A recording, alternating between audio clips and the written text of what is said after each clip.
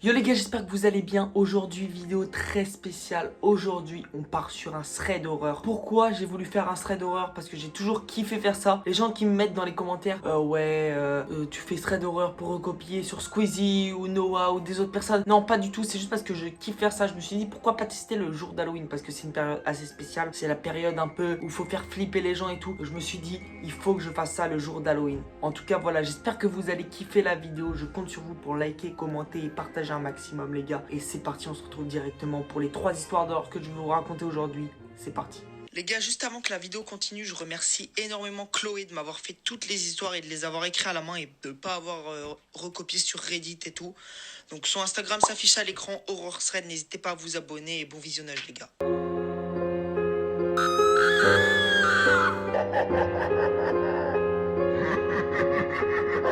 La première histoire va vous mettre directement dans le bain. C'est l'histoire de Paul. À l'heure où je vous raconte cette histoire, cela fait 4 ans que cette histoire s'est passée. Les parents de Paul, comme chaque parent, ont voulu faire plaisir à leurs enfants ce jour-là. Paul avait 11 ans, donc il était encore petit dans sa tête, et son petit frère avait 8 ans, donc il était encore plus jeune dans sa tête. Il ne pouvait pas savoir ce qu'il allait se passer. C'est le début des vacances, tout le monde est heureux, les enfants ils sont en vacances, ils vont pouvoir profiter un maximum, s'amuser avec leurs potes, ou pouvoir profiter des parents, pour pouvoir faire un maximum d'activités. On est vendredi soir, les parents ont décidé de faire plaisir à leurs enfants et les amener à une fête foraine qui était pas très loin de chez eux, à 30 minutes en voiture, donc ils ont voulu les faire kiffer ce jour-là, mais ils n'auraient jamais dû faire ça. Il est 20 h, la famille elle arrive tranquillement à la fête foraine. Pour l'instant, tout va bien dans le meilleur des mondes. Que demander de plus, que demander de moins? Rien du tout. Pour l'instant, vraiment, tout se passe bien. La famille, elle est posée, elle est heureuse. Ils arrivent à l'attraction, tout est bien. C'est la meilleure vie pour eux, clairement, pour l'instant. Pour l'instant. Retenez bien ça parce qu'il va y avoir un détail juste après qui va arriver, qui va changer toute la donne de toute l'histoire. Paul décide de monter en premier du coup, vu que c'est chacun son tour dans l'attraction où ils sont allés. Et Tim du coup attend son tour. Il se retourne comme ça, il voit quoi? Une attraction où il n'y a personne. Donc je serais lui, je ferais pareil que lui, comme dans l'histoire. Il fait quoi? Il part faire la queue pour faire l'autre attraction, voilà, normal. Quelques minutes après, il voit son grand frère du coup qui devait être de base dans l'attraction là en train de la faire, courir vers lui et dire viens on va voir papa et maman, tout ça. Il a trouvé ça bizarre mais il s'est pas posé de questions parce que c'était son frère, donc c'est normal. Peut-être qu'ils devaient aller voir leurs parents, de base ils devaient déjà rester et attendre leurs parents parce qu'ils les allaient pas prendre plus de 5 minutes. Bon ils sont partis, ils sont petits, c'est pas grave. Faut prendre vraiment un détail qui a vraiment une importance, c'est que Paul, à ce moment-là, il était quand même assez bizarre. Il parlait pas du tout. Il a juste demandé de partir pour aller voir papa et maman à ce moment-là. Donc c'était quand même assez bizarre. Tim, il a trouvé ça bizarre. Mais bon, il s'est pas posé de questions parce qu'il est petit. Il s'est dit, vas-y, on va y aller, c'est comme ça, c'est tout. Quand soudain, il a entendu un cri de son grand frère qui était de base juste à côté de lui. Mais du coup, il a commencé à paniquer, à pas comprendre ce qui se passait parce que son frère, de base, il était à côté de lui. Il s'est posé quelques questions. Parce qu'il a quand même entendu, il a reconnu la voix de son frère. Il est quand même assez grand pour savoir qui parle. Et là, voilà, depuis son enfance, il est avec son frère. Donc il a reconnu sa voix, il a trouvé ça archi louche. Et il a vu au loin, pareil, son frère. Alors qu'il était de base à côté de lui. Il comprit vite du coup qu'en fait, la personne qui était avec lui, ce n'était pas son frère. C'était une personne qui lui ressemblait à 2 gouttes d'eau. C'était un sosie, clairement. Et il lui ressemblait à mort en fait. C'était comme si qu'on le voyait dans un miroir.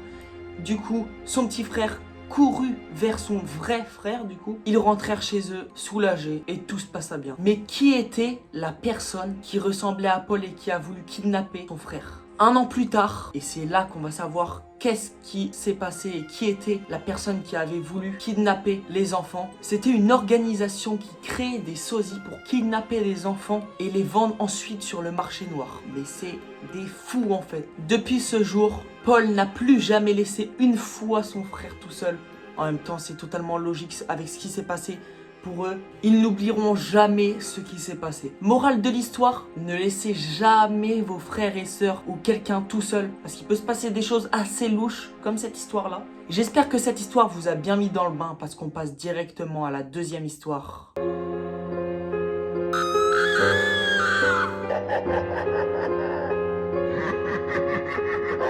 Théo, qui a actuellement 16 ans, a vécu cette histoire très jeune, à 12 ans. À cet âge-là, les enfants n'ont pas vraiment envie de quitter leur maison, ils préfèrent jouer, ils préfèrent faire tout ça. On est clairement d'accord là-dessus. Mais Théo n'a pas vraiment eu le choix de faire ça à ce moment-là, car il devait partir en colonie et faire plaisir du coup à ses parents ce jour-là. Les parents de Théo ont obligé Théo du coup à aller en colonie. Théo, il s'est dit, bon, je vais pas forcer, je vais y aller. Je vais faire plaisir à mes parents et en même temps peut-être que je vais m'amuser, peut-être que je vais voir autre chose que chez moi, peut-être que...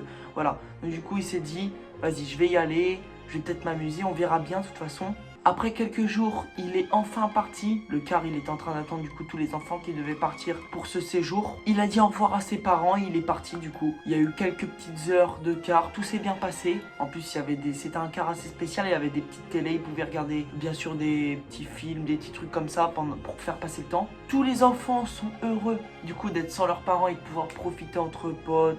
Théo est un peu à part parce que voilà, il connaît pas énormément de monde, mais il commence à parler un petit peu aux gens pour les connaître, bref, voilà.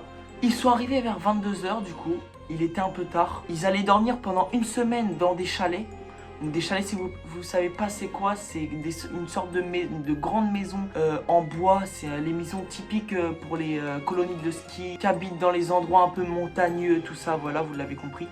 Les premiers jours, tout s'est bien passé, vraiment tout était parfait, vraiment il s'est amusé, il a réussi à connaître un peu de personnes, il a fait de la luge, du ski, tout ça, bref. La base quand tu vas faire une colonie de ski ou quand tu vas même aller dans des endroits comme ça. Après quelques jours du coup et quelques petites soirées, on est arrivé au 5e jour et c'est là où tout a commencé, où vraiment tout est parti un peu en vrille, où tout le monde a paniqué et où tout s'est arrêté pour tout le monde. Comme je vous l'ai dit juste avant, il y avait des petites activités à faire tous les jours. Et ce jour-là, c'était le 5e jour, donc il restait plus que 2 jours avant la fin du petit séjour. On est arrivé au 5e jour, donc il fallait du coup ce jour-là partir en forêt et essayer de voir tout ce qu'il y avait dans la forêt, essayer de profiter un petit peu, essayer de découvrir un peu plus de choses autour du chalet. Quand ils sont partis, il était déjà quand même 17 h, donc retenez bien cette partie-là. Il était déjà 17 h quand ils sont partis. Tout le monde part, tout se passe bien pour l'instant.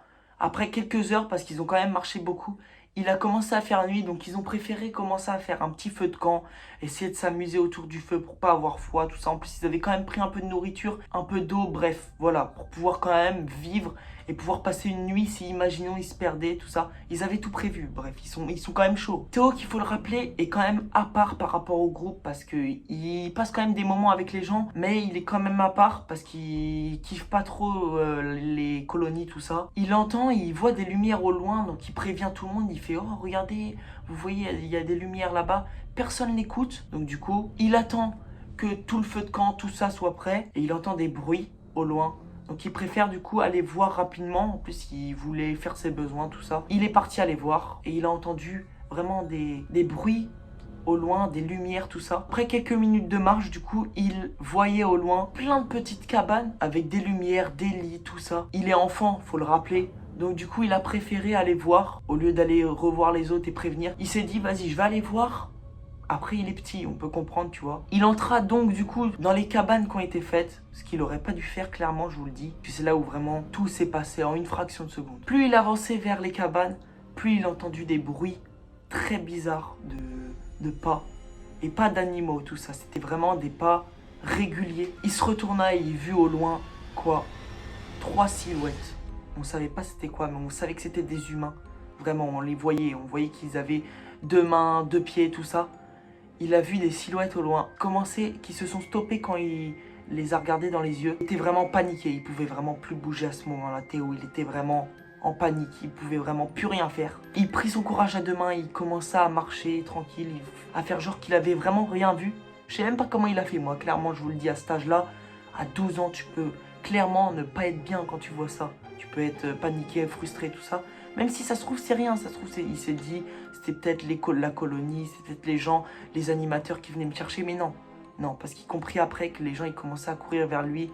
Donc il commença à courir vraiment un maximum, essayer de retrouver le feu de camp qu'il y avait, et d'essayer de trouver là où il y avait du bruit, où il y avait les enfants qui étaient en train de s'amuser, tout ça. En panique, il courut vraiment toute sa vie, mais vraiment toute sa vie. Il cria pour demander à l'aide, essayer de retrouver le camp. Il courut plusieurs minutes, il voyait que derrière, les gens, il ne savait pas c'était qui, mais il continuait à courir vers lui. Après plusieurs minutes, il retrouva enfin le feu de camp avec tout le monde. Il courra vers les animateurs et vers les enfants pour les prévenir du danger qu'il y avait, car il était vraiment frustré, il était vraiment paniqué. Il voyait encore au loin les humains et les personnes qui s'étaient arrêtées du coup parce que il y avait du coup tout le feu de camp avec tous les enfants. Après quelques minutes d'explication, il se retourna pour faire voir où ils étaient les hommes et ils avaient disparu.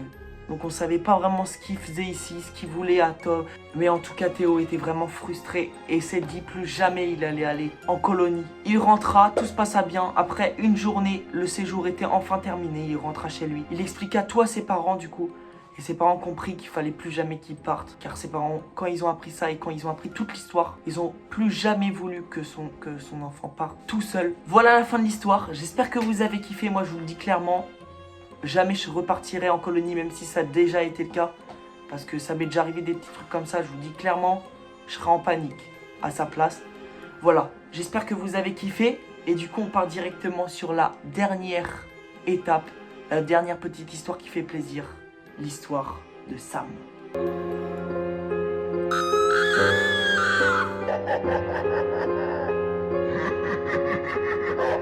Cette histoire-là que je vais vous raconter, la dernière du coup, n'est pas du tout comme les autres. Cette histoire a été racontée à la première personne et je vais vous la faire comme ça, car je suis obligé, sinon il n'y aura pas de sens à cette histoire. À l'heure où je vous raconte cette histoire, j'ai 26 ans et il y a quelques mois, je vivais chez mes parents.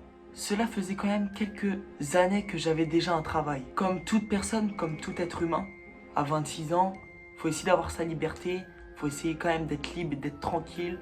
Donc j'ai fait la recherche d'un appartement. Bref, vous l'avez compris pour l'instant. Après quelques mois de recherche, j'ai enfin trouvé un appartement qui était vraiment pas cher. Et c'est vraiment ce que je recherchais avec cuisine, salon, chambre, toilette, bon bref, tout ce qu'il y a besoin pour un appartement et ce que je voulais vraiment avoir à tout prix dans ce que je recherchais. J'avais pris quelques jours du coup dès que j'avais emménagé et dès que j'avais trouvé l'appartement que je recherchais. J'ai pris quelques jours pour pouvoir emménager, prendre tout ce qu'il y avait chez mes parents et me mettre enfin dans mon appartement. Au bout de 3 jours, j'ai dû reprendre le travail comme tout le monde pour gagner un peu d'argent, pour pouvoir vivre, manger, boire, vous l'avez compris, voilà, la base de la vie. Il faut retenir un détail qui est quand même très important, c'est que l'appartement, comme je vous l'ai dit avant, il n'était vraiment pas cher pour le prix du nombre de pièces qu'il y avait et des choses qu'il y avait dans l'appartement. Il était vraiment pas cher. Je trouvais ça vraiment bizarre. Mais je me suis pas posé de questions, je me suis dit que j'ai eu de la chance à ce moment-là de trouver cet appartement-là. Je suis pas quelqu'un qui nettoie tous les jours et qui range vraiment toutes mes affaires, mais il y avait quelques petits objets qui portaient mon attention, car c'était des objets pour moi qui étaient quand même très importants et je les voyais le soir plus au même endroit.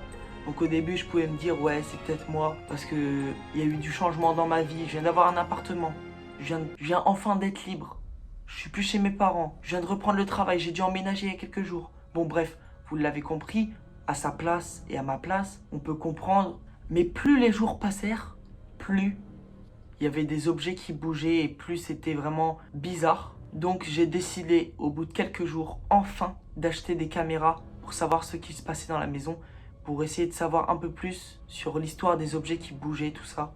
Après avoir acheté du coup les caméras, je rentre chez moi, je suis vraiment content, je me dis que je vais pouvoir enfin être tranquille. J'ai mis les caméras, je pars le lendemain au travail, le soir je rentre. Du coup, pour savoir ce qui se passait sur les caméras. Et j'ai vu quoi? Un homme qui était rentré chez moi. J'ai pas eu le temps de continuer cette histoire.